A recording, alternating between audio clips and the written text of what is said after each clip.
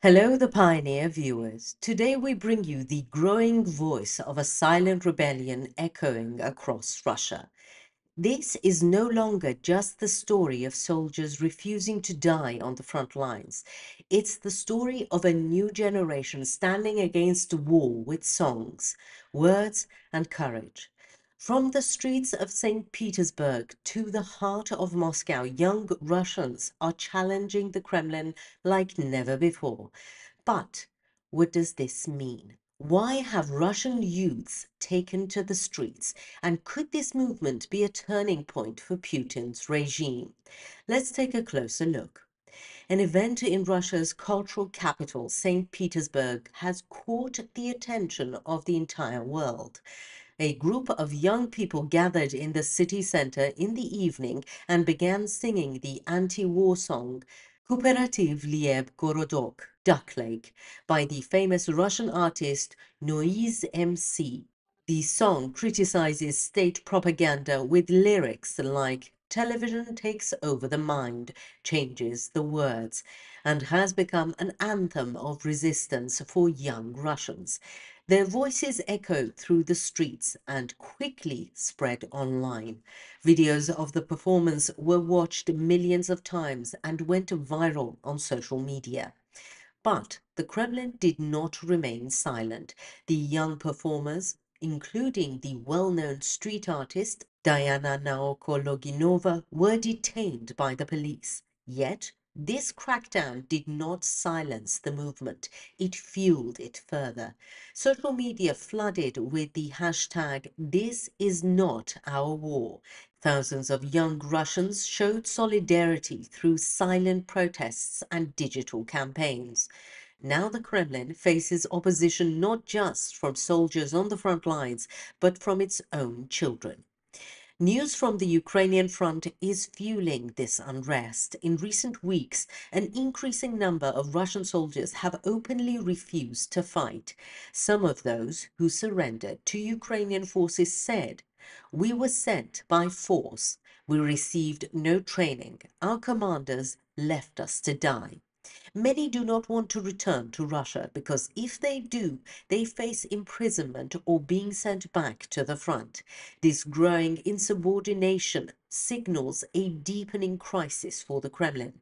Desertion rates are rising and finding volunteers for the army is becoming increasingly difficult. For the Russian people, the futility of this war can no longer be ignored. The war is not only being lost on the battlefield, it is being lost at the dinner table. Western sanctions have shattered the Russian economy.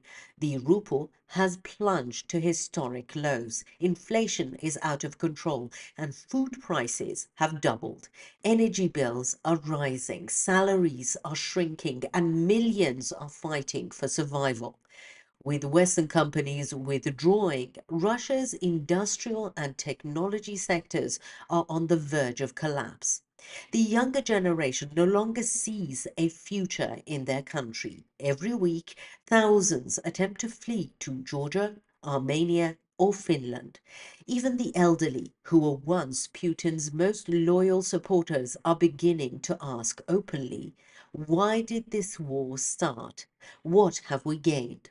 Pensions have lost value, medicine prices have skyrocketed, and survival has become the primary concern in daily life.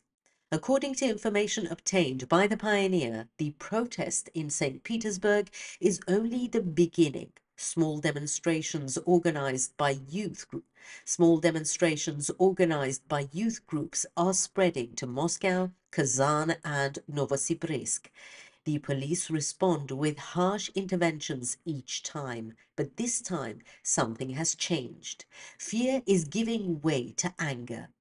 Throughout history, Russia's greatest social transformations began with silent protests. The 1905 revolution, the 1917 Bolshevik uprising, and the collapse of the Soviet Union in 1989 all started with a small spark. And today, the spark may be igniting once again in the cobblestone streets of St. Petersburg.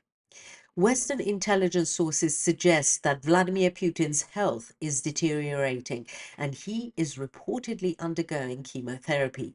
Some reports claim that Putin has been replaced by body doubles at public events. Changes in his facial features, posture, and movements support these claims.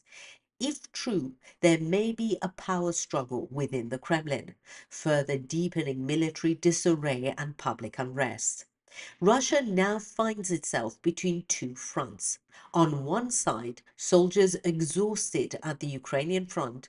On the other, brave young people singing for freedom on the streets of St. Petersburg. And if these two forces were ever to unite, they could create a wave too powerful for the Kremlin to suppress, because history shows that no war can silence the voice of the people forever. What do you think? Could the courageous actions of St. Petersburg's youth mark the beginning of a new revolution in Russia? Could soldiers' rebellions and public protests bring an end to Putin's rule? Share your thoughts in the comments. We read every single one. Truth always finds a way, and here at The Pioneer, we will continue to bring you the truth boldly, quickly, and fearlessly. Thousands of Russian soldiers are refusing to fight. Some are abandoning their weapons on the front lines, some are disobeying their commanders, and others are fleeing the country. The Kremlin is attempting to suppress this unraveling with increasingly harsh measures. But history teaches us one thing: an army that has lost its will cannot win any war. Frontline rebellion. This is not our war. Many Russian soldiers serving on the eastern front of Ukraine have openly declared in recent weeks that they refuse to fight. Some, after surrendering to Ukrainian forces, said on camera, "We were deceived. We received no training. We don't even know what we're fighting for." These statements have begun to crack the wall of propaganda that the Kremlin has maintained for years. Videos containing these confessions spread rapidly on social media, resonating deeply both with the Russian public and within the army. Some captured soldiers were moved to tears by the humanitarian aid provided by Ukraine. Many said they do not want to return to Russia because doing so would mean imprisonment or being sent back to the front. The Kremlin now struggles to compensate for losses at the front by finding trained soldiers. As a result, compulsory military service laws have been tightened, and images of young people being forcibly conscripted in the streets are increasing. According to the Pioneer, in some regions, authorities have removed university students from classes and sent them directly to military units. Most of the soldiers sent to the front lack adequate equipment. Some are sent into combat without firing a single shot. Food, medicine, and gear shortages are so severe that soldiers sometimes have to request supplies from their families.